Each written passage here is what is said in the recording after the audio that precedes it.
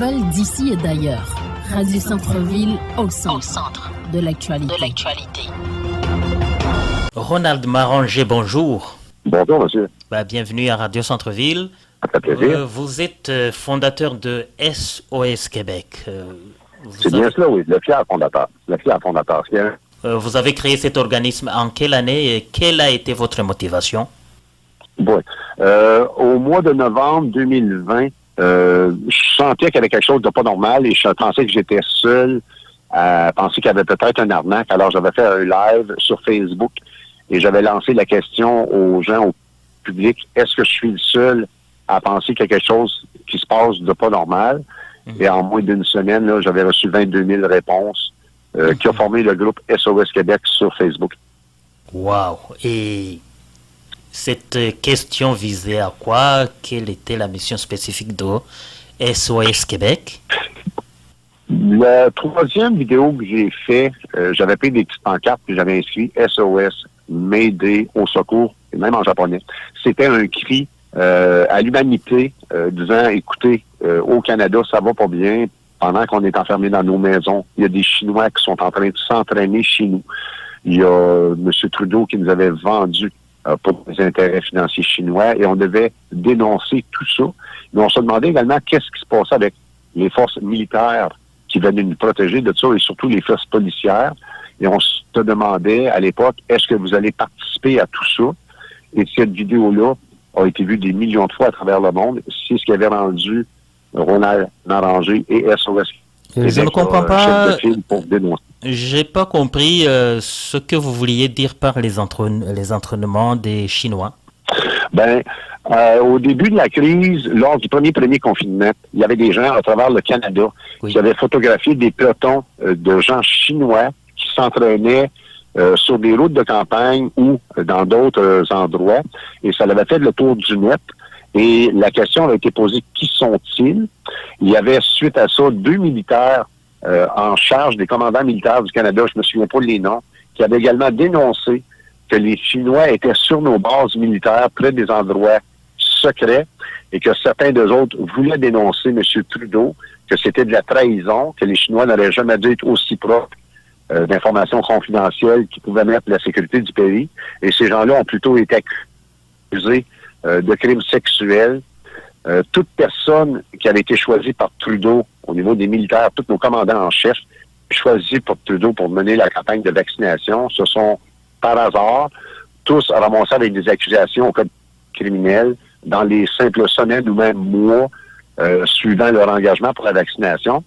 C'est que chacun d'eux autres voulait dénoncer qu'il y avait des choses pas normales et à la place, c'est eux autres qui se ramassaient avec des accusations aux criminels. Et chose aussi bizarre, c'est que sur 8 personnes responsables de nos armées qui ont été accusées aux criminels, il y en a 7 de ces gens-là qui se sont ramassés en Ukraine, alors que lorsque tu es accusé de crimes d'attouchement sexuel, tu n'es pas supposé de quitter le pays. Fait il y a plein d'irrégularités qui se sont produites même au niveau de l'armée canadienne, des forces armées canadiennes.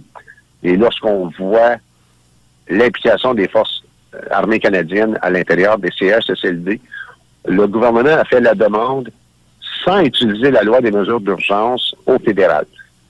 Selon la loi, lorsque le Québec, après 60 jours, ne pouvait pas régler la situation, y mettre fin et surtout éviter qu'elle ne se reproduise, il devait s'en remettre au fédéral.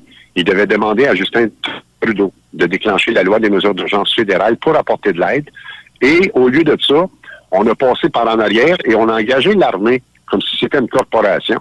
Et on a demandé à plus de 1000 militaires d'entrer dans 25 CHSLD au Québec et seulement 25 militaires dans 5 centres pour les personnes âgées en Ontario, dont plus particulièrement dans la grande région de Toronto.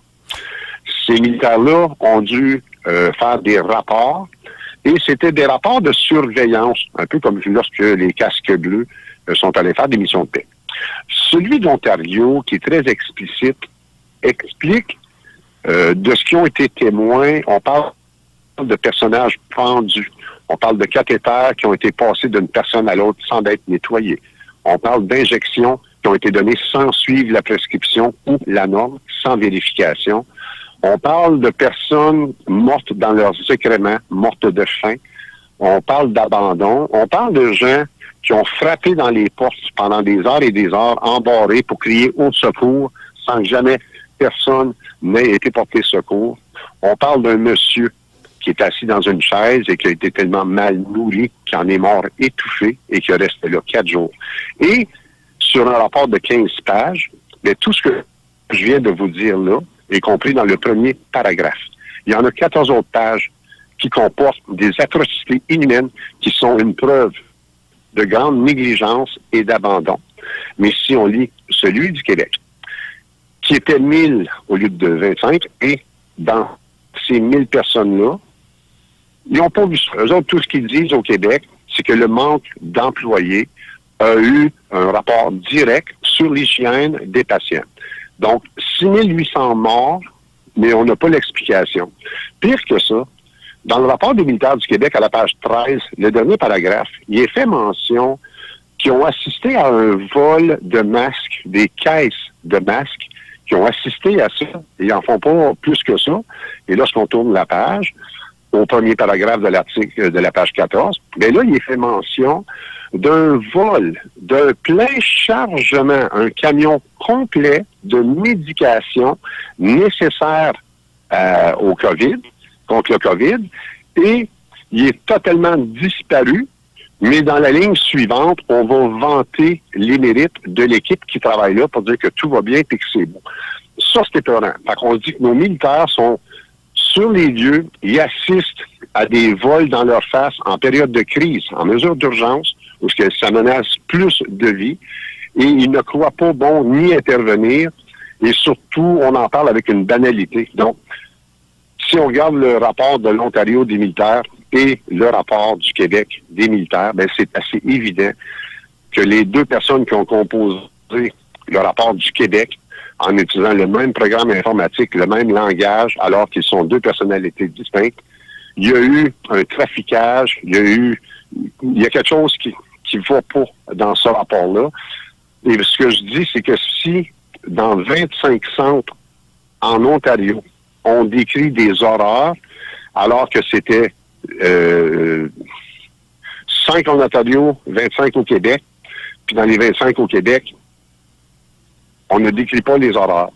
On avait l'appel 911 qui avait été fait par la directrice des CSSS à Montréal au 911 pour dire qu'il y avait eu plus de 35 ou 37 décès dans un seul établissement dans un temps record. Et elle voulait dénoncer ça à la police. Elle disait que ça méritait une enquête.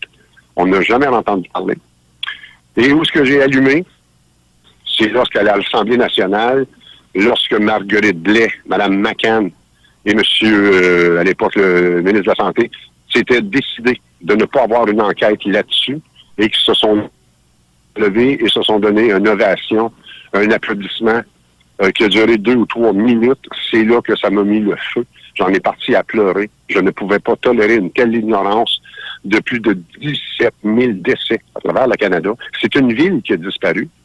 Et c'est pour cela, M. Marangé, que vous avez que SOS Québec a lancé une campagne de collecte de signatures en vue de réclamer une enquête sur les décès.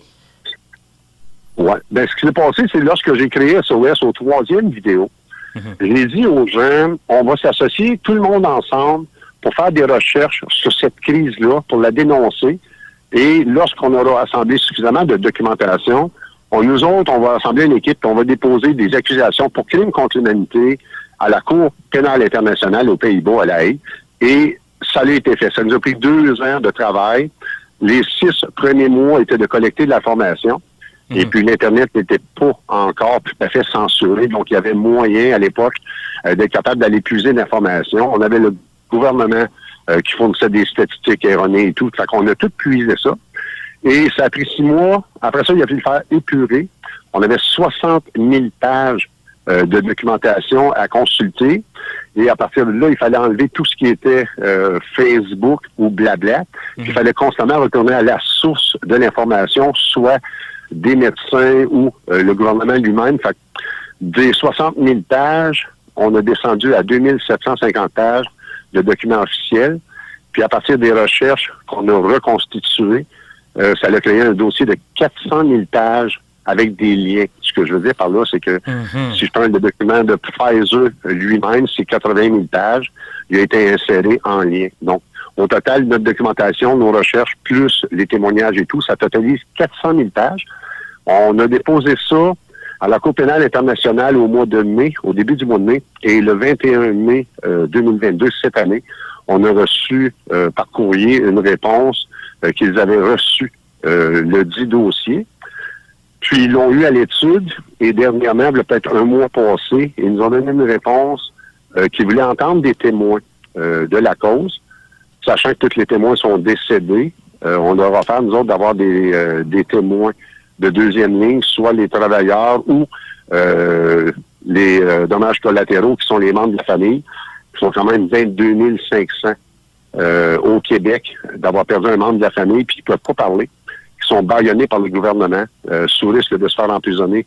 Fait que tout ça, c'est très important et pour appuyer cette demande-là, ben, j'ai décidé de me lever ici. Il y a un article de loi fédérale qui nous mentionne que si les citoyens réunissent 250 000 signatures pour faire une demande d'une enquête, elle doit avoir lieu obligatoire. Donc, j'ai décidé de me lever et de demander aux gens du Canada au complet, est-ce que vous voulez une enquête pour ce qui s'est passé à l'intérieur des CHSLD, mais pas une enquête amicale, une enquête pénale. Ce qu'on avait demandé à Mme Boucher, M. Boucher, on va faire une enquête sur vous, puis il aurait dit non. Puis le Québec aurait dit ben non, M. Boucher, il a dit non, on ne fait pas d'enquête, mais il n'aurait jamais été mort en prison pour les payer pour les crimes qu'il a fait. Et c'est ce qui se produit présentement. Legault, lorsqu'il a vu la pression du public, est allé voter l'article de loi 28 pour se redonner une immunité qui existait déjà, ce qui est de ne pas être poursuivable au civil. Par contre, ils sont poursuivables au criminel. La loi mentionne que lorsque tu as des accusations du type criminel, tu ne peux pas y échapper, il n'y a aucune immunité.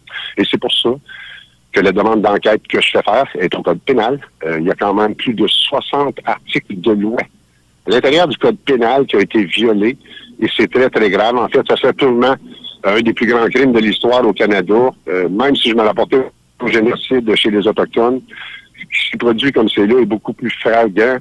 Ça s'est passé sur une période de temps de moins de 2 ans. Fait qu'il y a plein de facteurs qui fait c'est le plus grand crime de l'histoire.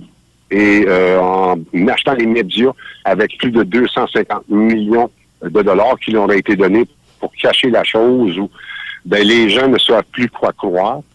Je croise encore des gens qui me posent des questions. Mais non, il ne s'est rien passé dans les CHSLD. Pourquoi vous voulez faire ça? Les gens semblent croire que tous ces gens-là sont morts de cause naturelle, alors que ça bat un record de mortalité. 6 800 morts en à peu près 4 à 5 semaines juste au Québec, 5 500 en Ontario et quelques milliers d'autres à travers le Canada. C'est pas négligeable. Le grand danger de tout ça, c'est que dès l'application de la loi sur les mesures d'urgence du Québec, une loi d'exception a 2 mandats très particuliers. Le premier, de mettre fin à la situation, et le deuxième mandat est d'éviter qu'elle ne se reproduise. Et puis, lorsqu'après 2... Oui. Et votre plainte à la Cour internationale, elle doit viser qui personnellement? C'est une plainte qu'on appelle Civil Action Class contre X. X, c'est défini par les témoins. Les témoins vont devoir dire de qui ils ont reçu les ordres. On a quand même beaucoup de documentation, qu'on a déjà des noms qui vont être convoqués pour être questionnés. Mais c'est une class action contre X parce que de les accuser directement, ces gens-là ont des gros moyens avec des gros avocats. Donc, c'est par le biais des témoignages de l'échelle d'en bas, en montant par en haut. Et la raison pourquoi, c'est qu'en se présentant devant la Cour pénale internationale et encore là devant le tribunal administratif du Canada, c'est les droits de la personne qui vont prôner. Et Dieu sait que la Charte a toujours gardé sa valeur et sa vigueur, malgré les décrets, malgré l'abus qui a été utilisé par certains des ministres. La Charte, c'est la Charte. C'est la plus puissante des droits et des lois. Et elle a pleine vigueur lorsqu'on parle de crimes contre l'humanité ou même de génocide, parce que là, on rentre dans la loi sur les crimes de guerre et crimes contre l'humanité au Canada, attaché au traité de Rome et au traité de Genève, qui rendent ces lois-là applicables ici. Lorsqu'on parle de génocide, là, les gens disent non, monsieur, ce n'est pas un génocide. Dans la loi dans le lexique légal à l'intérieur de la loi sur les crimes de guerre et les crimes contre l'humanité au Canada. Il est expliqué qu'est-ce qu'un génocide et ça explique que lorsqu'on va viser en particulier une forme de la population, ici c'était les personnes âgées, puis qu'on va leur refuser des mauvais traitements ou de la négligence au point de causer la mort, il ne s'agit pas d'avoir des milliers, simplement 2 à 3 ou simplement une seule personne qui aurait été négligée et abandonnée. Monsieur Marangé, est-ce que oui. Vous dites que ces gens, les aînés sont morts de la maltraitance. Y aurait-il eu des autopsies pratiquées sur ces personnes? Il y a des autopsies qui ont été pratiquées dans le but de couvrir la chose avec un bluff mentionnant COVID. La plupart des victimes ont été incinérées en 24 heures dans le but justement qu'ils ne soient pas autopsiés. Les coronaires et autres personnes ont reçu des ordres de ne pas faire d'autopsie. Il y a plusieurs gens qui ont été payés même pour mentir. Fait que là, on mettait des liens. Fait que si tu tombais en bas d'un hélicoptère, ben, t'étais mort du COVID. Fait qu'on attache tous les liens épidémiques et tout. On nommait COVID pour brouiller dans l'affaire les 6800 décès des personnes âgées. Mais ça a été dénoncé haut et fort. Mon Dieu, je ne sais plus combien d'articles ont été faits là-dessus. Il y a eu 5 enquêtes. La première enquête a eu lieu par le protecteur du citoyen lui-même. Et dans son premier rapport, qui était le premier rapport de rendu, qui était rendu, si je ne me trompe pas, au mois de mars 2020, à l'intérieur du rapport annuel, il y a un rapport spécial qui portait justement sur ce qui s'était passé à l'intérieur des CHSLD. Et ce qu'elle décrit, ce sont des horreurs d'abandon et de négligence. Il n'y a jamais eu question, il n'y a personne qui est mort du COVID là-dedans, on l'a couvert. Elle le dénonce en premier. Après ça, il y a 2 médecins qui ont fait le rapport. L'armée a établi 2 rapports, un en Ontario et un Québec. Et le dernier rapport qui a eu lieu avec la commission Carnan, elle aussi, elle a fait mention d'abandon et de négligence qui ont causé la mort et non pas nécessairement le virus. Donc, les preuves résident dans les documents qui ont été donnés forçant les gens à mentir ou à couvrir de mensonges la réalité pour faire peur aux gens et surtout pour déguiser les 6800 décès. Aaron, je vous reviens entre parenthèses ici, lorsque M. Duceppe, un ancien politicien, sa mère a subi une maltraitance qui a causé sa mort. Dans les heures qui ont suivi, il est allé à la télévision puis il a expliqué qu'il poursuivait le centre. Et en 24 heures, c'était réglé pour une cause de 1,2 million à l'amiable et c'était fini. Chez Aaron, on a 54 décès et il y a quelqu'un dans la machine qui a décidé qu'il n'y aurait pas d'enquête alors que rien que pour la madame Duceppe, ça a grouillé vite. Il y a quelqu'un en haut qui a reçu soit des grosses sommes ou des grosses ordres de ne pas porter des accusations contre les propriétaires des familles, des résidences Aaron. C'est très, très, très grave. En fait, on pourrait comparer ça là, à l'organisation des Hells Angels. Là. Avec politesse à part de ça.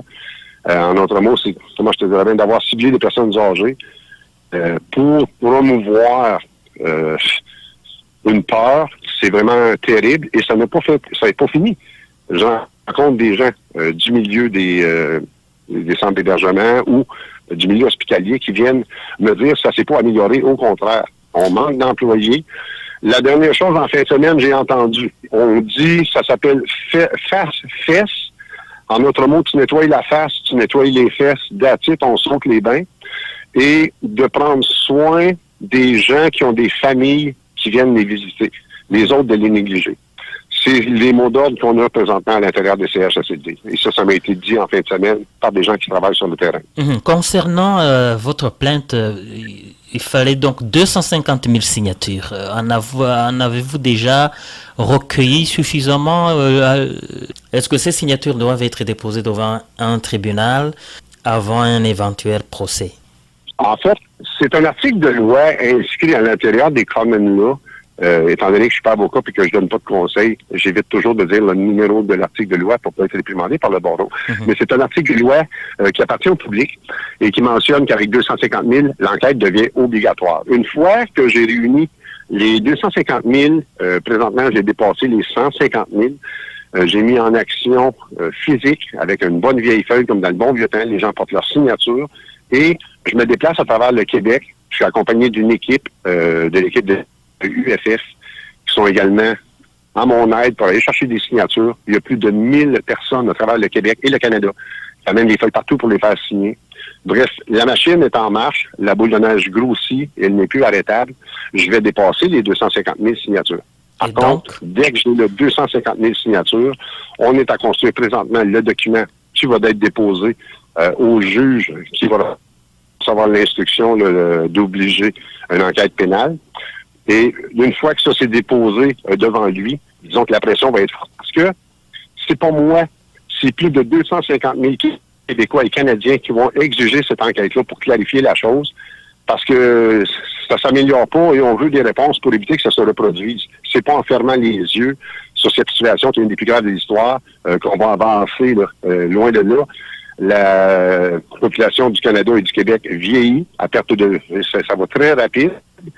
Et puis, dans 10-15 ans, si je dois me ramasser dans un CHSLD, j'ai déjà peur des soins, non pas qu'on va me porter, mais de l'attention qu'on va... C'est la négligence, c'est une mort assurée. Les gens ont peur d'y aller. Ronald Marangé, je vous remercie. C'était un plaisir de vous parler.